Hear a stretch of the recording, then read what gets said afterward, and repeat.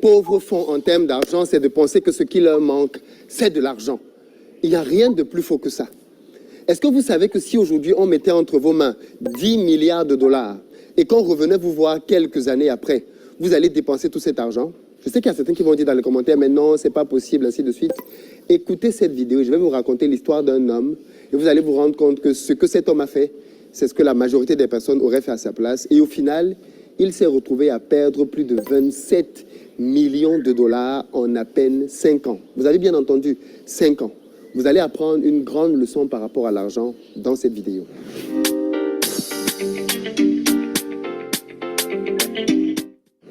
Salut à toi, bienvenue sur ma chaîne, moi c'est Philippe Simo. Ici je te parle de business, de mindset, d'argent, parce que c'est grâce à tout ça qu'on va faire émerger notre communauté. Donc si toi aussi tu veux augmenter tes finances, tu es au bon endroit.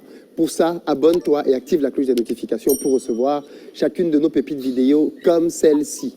Pour ceux d'entre vous qui êtes en Côte d'Ivoire ou qui arrivez très prochainement à Abidjan, on a une société de location qui met à votre disposition des véhicules en fonction de votre budget, pick-up, berline, citadine, pour vous permettre d'avoir un séjour sécurisé. N'hésitez donc pas à appeler le numéro qui s'affiche. On peut même venir vous chercher dès l'aéroport si vous êtes de la diaspora. Pour le reste, ceux d'entre vous qui pensent que l'entrepreneuriat, c'est quelque chose qu'il faut faire, je vous invite à vous former dans l'entrepreneuriat pour pouvoir lancer des business qui vont changer votre vie. Ceux d'entre vous qui êtes en France, vous pouvez désormais le faire grâce au CPF. Dans la barre de description, vous avez un lien qui vous permet d'utiliser votre CPF pour vous former. Composez le numéro qui est là, cliquez sur le lien et on se fera un plaisir de vous recontacter par la suite. Dans cette vidéo, je veux parler d'une thématique qui est très importante. L'erreur que beaucoup de personnes font au sujet de l'argent. Et j'y pensais comme ça moi aussi quand j'étais plus jeune. Beaucoup de personnes pensent que ce qui manque aux pauvres, c'est de l'argent. Voilà pourquoi vous allez vous rendre compte que la plupart du temps, les personnes qui sont par exemple dans la rue mendient et tout ce qu'ils vous demandent, c'est quoi? C'est de l'argent. Mais on est d'accord que vous pouvez leur donner de l'argent tous les jours, comme parfois certains le font, et vous allez vous rendre compte que à la fin de l'année, ils seront toujours là en train de demander de l'argent. Pourquoi? Alors que vous leur donnez de l'argent tous les jours. On pourrait se dire, oui, mais c'est parce que la somme d'argent qu'on leur donne leur permet à peine de survivre, de subsister. Elle ne leur permet pas de pouvoir s'enrichir. Est-ce que vous savez combien ces personnes parviennent à collecter par jour avec simplement les aumônes et les dons que les gens leur donnent? Si cette somme était insignifiante, il y a longtemps qu'ils auraient quitté la rue. S'ils sont encore là, c'est parce que la quantité d'argent qu'ils collectent en faisant la... Oh là là. La connexion dit quoi? Ouais, ça manche leur permet de pouvoir vivre et tenir. Vous savez qu'il y a des business là-dedans, des réseaux mafieux là-dedans, dans lesquels on emploie des femmes, des enfants, et on les met dans la rue pour aller chercher de l'argent. Donc, il y a un vrai business là derrière. Et pourtant, les personnes qui font ça ne s'enrichissent pas. Parce que simplement, la principale erreur que beaucoup de personnes font au sujet de l'argent, c'est de penser que ce qu'il leur faut dans la vie, c'est de l'argent. Beaucoup d'entre nous rêvent de gagner au loto. Beaucoup d'entre nous estiment que gagner au loto, c'est le rêve suprême. Tenez-vous tranquille, ce n'est peut-être pas vrai. J'ai lu l'histoire d'un homme qui m'a beaucoup fait réfléchir et m'a poussé à vous faire cette vidéo. C'est celle d'un Américain qui s'appelait David Lee Edwards, qui en 2001, à l'âge de 41 ans, a gagné le loto. Mais avant de vous expliquer ce qu'il est devenu, parlons d'abord de qui était David Lee Edwards. David Lee Edwards, c'est quelqu'un qui a grandi dans des conditions plutôt modestes et qui, malheureusement, a eu besoin d'argent toute sa vie. Et il ne s'est pas contenté de rester dans les chemins droits. Il est allé jusqu'à faire des braquages. Vous imaginez le niveau de désespoir que quelqu'un a quand il va jusqu'à devoir braquer des banques, braquer des bijouteries pour essayer d'avoir un peu d'argent? C'était le niveau de désespoir de David Lee Edwards. Il a fait la prison à plusieurs reprises. C'était un criminel notoire, connu. Quelqu'un qui était dans tous les coups et toutes les casses, tous les braquages. Malgré le fait qu'il était dans les braquages, il ne parvenait pas à s'en sortir parce que, bien évidemment, de temps en temps, il se faisait choper dans ses braquages. Et même l'argent qu'il gagnait n'était pas suffisant. Figurez-vous que, un bon jour, en 2001, David Lee est allé voir un ami à lui pour lui demander un prêt d'argent pour payer sa facture d'eau. Vous voyez le niveau? Il n'avait même pas assez d'argent pour payer ses factures d'eau. Il est allé voir un ami à lui. Cet ami lui a prêté de l'argent pour payer sa facture d'eau. Il a pris l'argent. Il est allé, il a payé la facture d'eau. Avec le reste d'argent, il s'est acheté une pizza. Et après avoir acheté la pizza, il s'est rendu compte qu'il lui restait encore de la monnaie, à peu près 7 $, qu'il a décidé de mettre pour jouer au loto. Sans s'en rendre compte, David Lee a coché toutes les cases justes qui lui ont permis de gagner le jackpot, 27 millions de dollars en 2001. 27 millions de dollars, 27 patates. Première question, vous faites quoi à sa place? Vous faites quoi à sa place? David Lee a décidé de retirer son prix devant les caméras.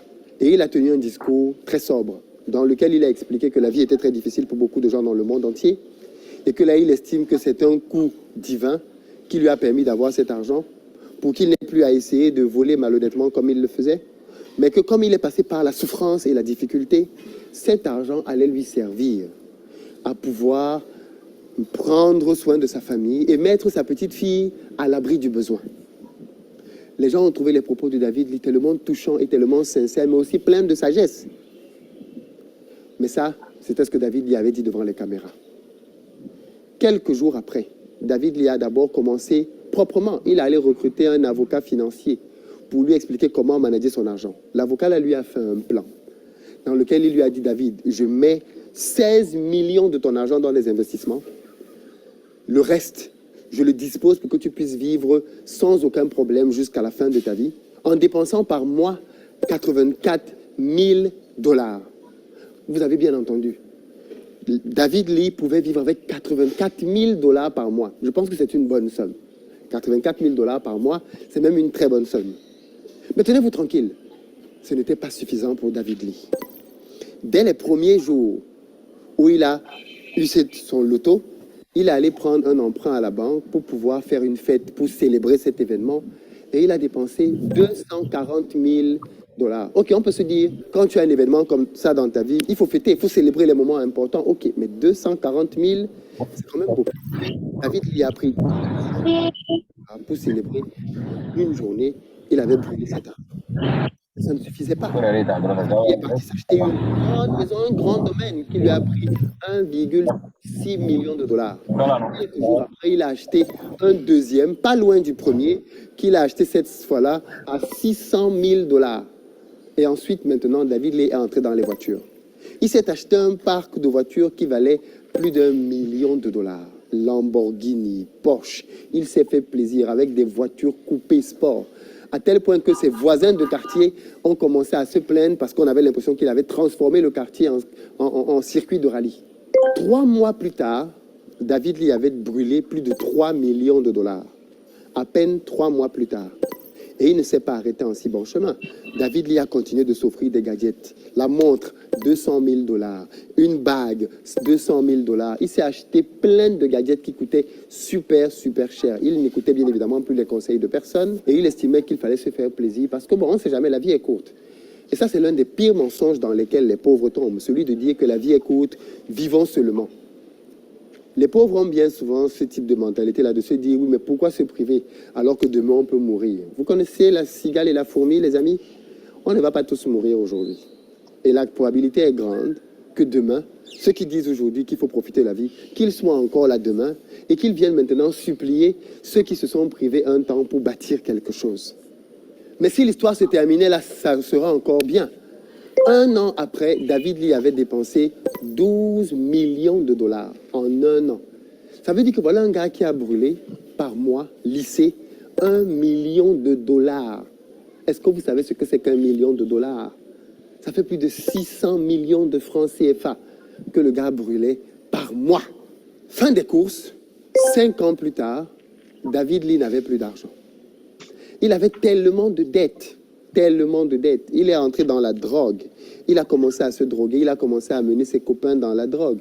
Plusieurs de ses copains sont morts d'overdose. Et quand un de ses copains mourait d'overdose, parce que c'est lui qui lui avait donné la drogue, c'est lui qui prenait sur lui en charge les funérailles de la personne. Voilà comment David Lee a bousillé sa vie. Il a bousillé, bien évidemment, celle de sa famille. 2006, donc 5 ans plus tard, David Lee n'a plus rien. Il se retrouve à devoir quitter tous ses châteaux, toutes ses belles maisons, pour retourner vivre avec sa femme dans un petit garage. Et depuis ce petit garage-là, sa femme a dit non, gars, c'est trop, tu abuses. Elle l'a quitté. Le projet de David Lee qui consistait donc à dire qu'il allait laisser un héritage à sa fille est tombé complètement. Vivre en demandant à gauche, à droite des aides. Sa situation, après avoir dépensé tout ce qu'il avait gagné dans le loto, était pire que sa situation avant de gagner le loto. Il n'a rien laissé à sa fille, sa femme s'est barrée et il est mort dans des conditions ignobles, dans ce petit box de garage. Lui qui avait vécu quelque temps auparavant dans des palaces. Je ne l'ai pas précisé, mais bien évidemment, vous avez dû le comprendre. Il s'était acheté, entre autres, un jet privé d'une valeur de 1,6 million de dollars. David Lee avait bousillé son argent. Et qu'est-ce qu'on retient de ça? On retient de ça deux choses. La première, c'est le mensonge dans lequel beaucoup d'entre vous êtes, qui consiste à penser que l'argent a pour but d'être dépensé. Ça, c'est l'autre gros mensonge auquel les pauvres croient. Les pauvres croient d'abord, première chose, que pour s'enrichir, ce qu'il leur faut, c'est de l'argent. Or, je viens de vous démontrer dans le cas de David Lee que c'est faux. Deuxième chose, les pauvres pensent à tort que le but de l'argent, c'est d'être dépensé. Voilà pourquoi si je vous demande maintenant, qu'est-ce que vous feriez si on vous donne 10 milliards? Beaucoup d'entre vous vont commencer à me dire des choses qu'ils vont faire comme dépenses. Les plus malins vont dire, je vais investir dans ceci ou dans cela. Alors, sachez que dans l'histoire de David Lee, lui aussi, il a investi. Dans sa fortune, il a investi 5,4 millions de dollars pour acheter une compagnie qui allait faire du câblage en fibre. Et il a investi dans une société qui mettait à disposition des limousines. Donc, c'est quelqu'un qui a investi son argent dans les entreprises. Ne croyez pas qu'il a tout mangé. Non, il a investi dans les entreprises. Mais tout ça, ça a été un flop. Et c'est aussi ça le problème de beaucoup de pauvres. Ils pensent que dès qu'ils ont l'argent, ils vont investir dans un business et ça va marcher. Et j'entends tellement de personnes dire, ce qui me manque pour me lancer, c'est le capital. Ce qui me manque pour me lancer, c'est de l'argent. Il n'y a rien de plus faux que ça. Parce que si on vous donnait aujourd'hui l'argent que vous dites là, la probabilité est extrêmement grande que vous perdiez tout cet argent dans le business que vous dites que vous allez lancer. Parce que vous n'êtes pas prêt. En réalité, ce qui conduit à l'enrichissement, c'est la connaissance. Ce qui conduit à l'enrichissement, c'est la connaissance. Vous devez comprendre comment l'argent fonctionne. Et si vous ne comprenez pas comment l'argent fonctionne, alors vous allez continuer de penser que le but de l'argent, c'est d'être dépensé. Ou alors vous allez penser que le but de l'argent, c'est de faire plaisir aux gens autour de vous. Alors que les riches savent que le but de l'argent, c'est d'être multiplié. Voilà pourquoi quand un riche a de l'argent, la première chose qu'il fait, c'est comment je vais faire pour multiplier cet argent. Et pendant que j'écoutais cette histoire, j'ai eu la discussion avec ma femme et on s'est demandé l'un à l'autre, qu'est-ce que tu ferais aujourd'hui si tu avais entre tes mains 27 millions de dollars? Alors moi, j'ai été très clair. J'ai dit, si j'ai 27 millions de dollars aujourd'hui, ça fait un peu plus de 13 milliards de francs CFA. Je vais investir dans ça. Je lui ai donné 3 investissements. Et l'argent est fini. Un, dans une industrie. Un autre, dans l'immobilier dans un pays. Un troisième, dans un secteur stratégique dont je ne parle pas pour le moment. 3 investissements. Et l'argent est terminé, du moins englouti dans les business pour pouvoir être multiplié derrière. Elle m'a dit, si j'ai cet argent, je vais d'abord quand même faire plaisir aux gens autour de moi. Je vais peut-être acheter une maison à mes frères, à mes sœurs, à mes ceci, à mes cela. Ensuite, je vais acheter ceci, cela. Et puis le reste va être investi dans des business. Chacun son approche. Mais l'idée ici, elle est de dire que les personnes qui sont riches font 2 choses avec l'argent. Ils l'investissent et c'est avec les dividendes de cet argent qu'ils font plaisir. Donc, il n'est pas question de dire que je ne vais pas faire plaisir aux gens. Non. Mais je ne vais pas leur faire plaisir avec les 27 millions. Bon, allez, peut-être qu'on va prendre 1 million pour faire plaisir aux gens. Allez, soyons sympas. On va prendre 1 million pour faire plaisir aux gens. Le reste va être réinjecté. Mais en réalité, en business, ce n'est pas avec ton capital que tu fais plaisir aux gens. C'est avec les bénéfices de tes investissements que tu fais plaisir aux gens. Et c'est là que les pauvres et les riches font de grosses confusions. Quand on voit un riche acheter quelque chose, on pense qu'il a acheté ça avec son argent. Non, en général, les riches investissent leur argent. Et c'est avec les bénéfices de leurs investissements qu'ils se font plaisir. Or, les pauvres prennent leur capital pour se faire plaisir, pour essayer de paraître riches et de vivre une vie au-dessus de leurs moyens, pour impressionner les gens autour d'eux qui ne les aiment pas et qui bien souvent n'en ont rien à faire d'eux. Voilà le drame et la prison dorée dans laquelle beaucoup de pauvres se trouvent. Si vous pensez que vous êtes meilleur que David Lee, que vous auriez utilisé cet argent différemment, dites-le moi dans les commentaires. Alors maintenant qu'on arrive au terme de la vidéo, certains vont aller changer leurs commentaires. Ou alors ils vont se dire non, bon finalement, ce que je voulais dire, ils vont le modifier. Dans tous les cas, sachez que si vous voulez vous enrichir, vous devez apprendre comment fonctionne l'argent. Comment l'épargner, comment le gérer, comment le multiplier. Et avec ces 3 compétences, votre avenir financier sera assuré. Vous n'avez pas ces 3 compétences, on vous donne même 10 milliards. Vous allez tout perdre. Peut-être pas en 5 ans, peut-être en 10 ou en 15, mais vous allez tout perdre au bout d'un certain temps. Dites-moi dans les commentaires ce que vous en pensez et à très bientôt.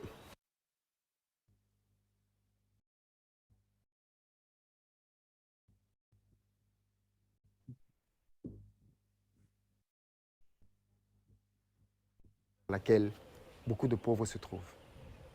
Si vous pensez que vous êtes meilleur que David Lee, que vous auriez utilisé cet argent différemment,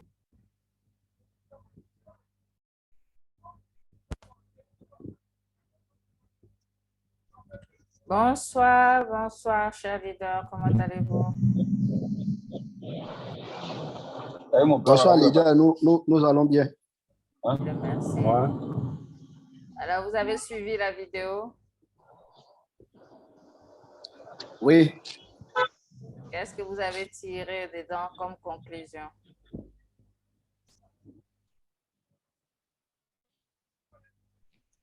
Pour ma part, de très grandes leçons. Mon attention a été attirée sur l'usage quotidien de l'argent. Oui. Qui est bien indiqué, dépenser quand on reçoit. Dépenser quand on reçoit avec la pensée de vouloir se faire plaisir, comme on le dit. Exact. De vouloir s'endimancher pour taper à l'œil, dire qu'on change un peu la vieillerie pour la nouveauté. Tout à fait. Et le monsieur, dans son développement, a été très convaincant en montrant combien cette attitude nous a toujours plongé dans le chaos. Exact. Effectivement, moi, il a décrit parfaitement mon attitude. Ouais, il a décrit parfaitement mon attitude.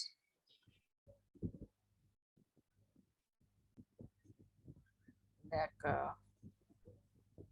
Et c'est aussi, il a mené son enquête autour de moi pour réaliser son émission. Je sors très instruit parce que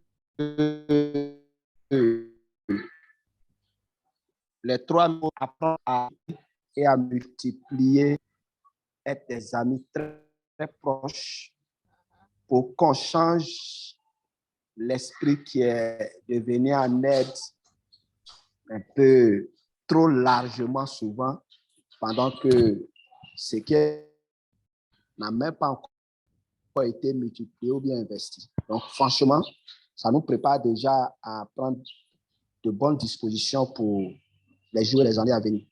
Voilà ce que je puisse, pour ma part, dire après avoir écouté cette vidéo. Mais dis, où est-ce que tu tires toutes tes vidéos là? Et tout se trouve sur YouTube. Il suffit de faire des recherches, vous tombez sur les vidéos. D'accord. Après ça, moi, je vais aller, ouais. Voilà, rien ne se cache aujourd'hui. C'est ça. Quand vous voulez, même lorsque vous voulez vous former, quand vous allez sur YouTube, vous allez tout avoir là-bas. Les gens font des vidéos, balancent. Donc, toutes les informations dont on a besoin, quand on va sur YouTube, on va trouver ça là-bas. Donc, n'hésitez pas à aller faire vos recherches là-bas. OK? En tout cas, ouais. Triste la fin de M. David Lee. Parce Tout à fait. il laisse une fillette qui n'a pas voulu cette vie, la pauvre femme. Bon, en tout cas, c'est le résultat d'une gestion un peu malheureuse, quoi. Tout à fait. Ouais. Exactement. Et cette triste fin est une fin aussi de bon nombre de personnes.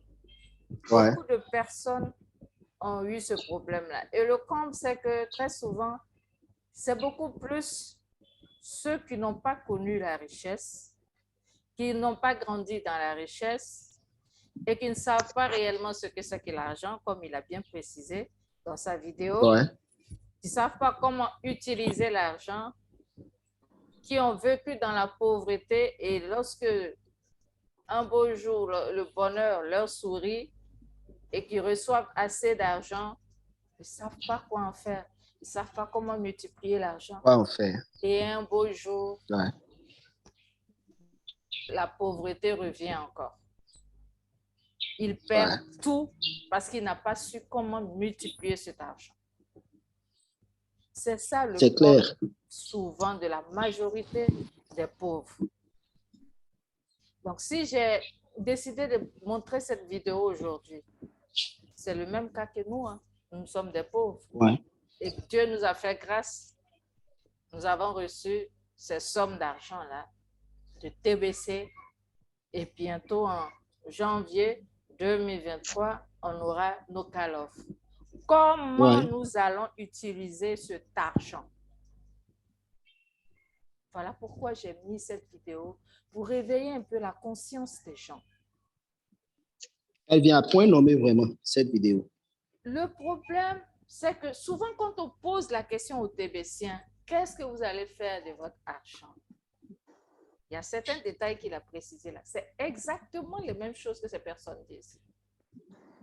La première des choses, je vais m'acheter une maison, une grosse villa.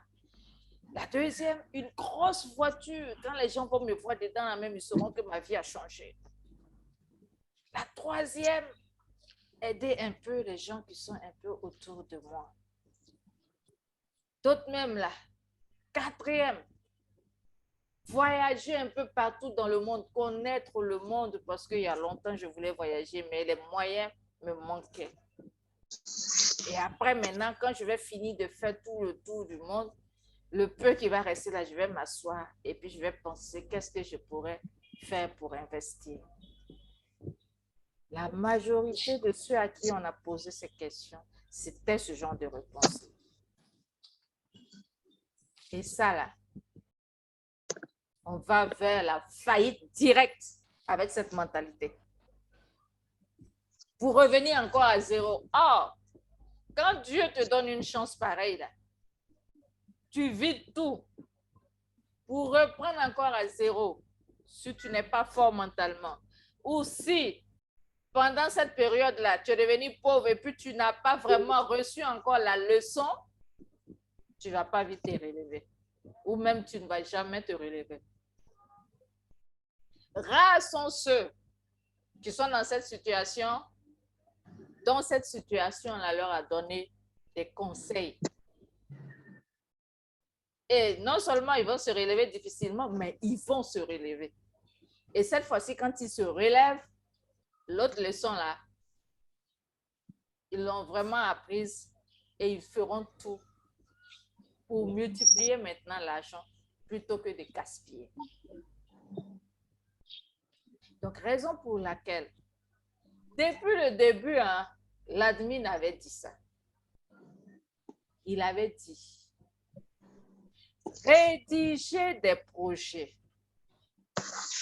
Mais pas n'importe quel projet. Réfléchissez à des projets qui seront fictifs, qui pourront multiplier de l'argent avant le jour J. Parce que si vous n'avez pas de projet aussi, et que vous attendez d'abord d'avoir l'argent sous la main, avant de trouver des projets, une fois que l'argent vient là, le projet ne va plus venir. Hein. Les projets qui seront là, c'est comment dépenser cet argent. pour être à l'aise dans sa vie. Comment attirer maintenant les autres pour leur dire que ouais, moi je vous ai appelé, vous avez refusé. Vous pensez que ce que moi je vous disais là, c'était de l'arnaque. Regardez-moi, ça sent sur moi. Regardez-moi comment je suis aujourd'hui. Sans pour autant penser comment faire multiplier ça. Il faut qu'on réfléchisse. Car c'est hyper important. Parce que souvent, ce genre de projet-là, ce genre de chance-là, c'est rare d'en avoir. Si Dieu nous a mis sur le chemin de l'admin aujourd'hui, c'est pas pour rien. Vraiment pas pour rien. C'est pour éradiquer la pauvreté. C'est pour nous sauver de tous ces plans diaboliques des autres. Donc, si nous ne comprenons pas cela, et que nous, notre but là, c'est uniquement gaspiller, se faire plaisir parce qu'il y a tellement longtemps qu'on voulait se venger de la vie,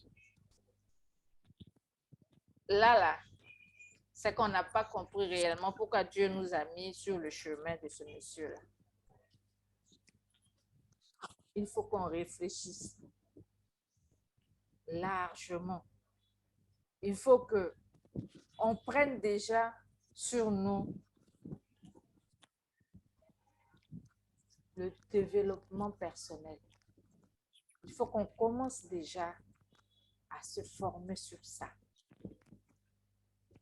Apprenons déjà à éliminer ce côté négatif qui est en nous là. C'est vrai qu'on ne peut pas totalement tout éliminer puisque la vie là est faite du négatif et du positif. Mais il faut savoir comment faire pour que le positif domine le négatif. Le négatif, il doit être là juste pour un peu l'équilibre, quoi. Mais savoir comment faire pour que le positif domine toujours le négatif pour pouvoir réussir sa vie. Sinon,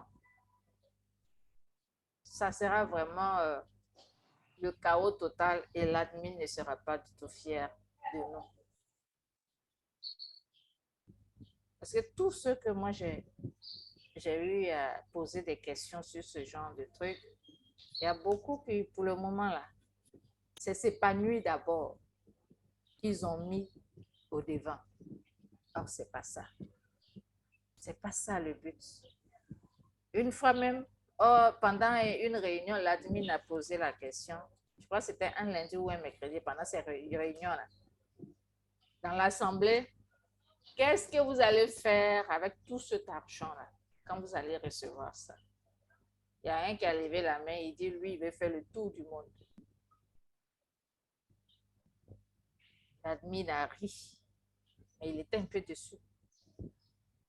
Parce qu'il a compris que ce dernier-là est venu dans cette communauté, mais n'a pas compris réellement sa vraie mission dans cette communauté. Or, notre mission, c'est d'éradiquer la pauvreté. Mais comment nous allons éradiquer la pauvreté avec cet argent que nous allons avoir? Il faut qu'on réfléchisse sur des projets prometteurs, des projets qui vont aider bon nombre de personnes à avoir des emplois. Il y a plein d'usines qu'on peut créer dans nos pays. On n'a pas vraiment d'usines ici. On cultive, mais on ne transforme pas. On peut transformer beaucoup de produits ici et les consommer nous-mêmes parce que les autres sont en train de faire balai maintenant sur nous. En nous disant que bientôt, ils ne vont plus acheter nos cafés, cacao, nos palmiers à huile, tout ça. Rien que pour nous pousser à vendre nos terres, eux, ils vont revenir racheter nos terres pour pouvoir finir leur plan diabolique qu'ils ont l'intention de faire contre l'Afrique. Alors, si nous ne sommes pas réveillés, là, c'est vraiment un énorme problème. Donc, chers leaders, sachons quoi faire de cet argent-là quand on l'aura. Essayons de réfléchir selon l'environnement où nous sommes, selon le pays où nous sommes. Nous saurons qu'est-ce que le pays a besoin? Qu'est-ce que les pauvres ont besoin? Comment faire pour pouvoir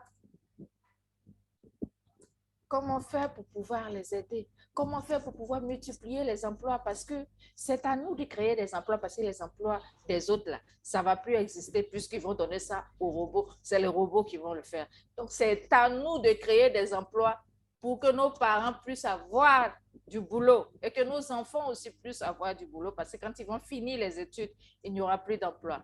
Chers leaders, ça va se couper tout à l'heure. Si ça se coupe, on va se reconnecter. Donc, vous comprenez que c'est hyper important de savoir ce que nous allons faire de cet argent-là. Donc, ne négligeons pas ça. Le plaisir, certes, mais il faut qu'on pense à ce projet-là.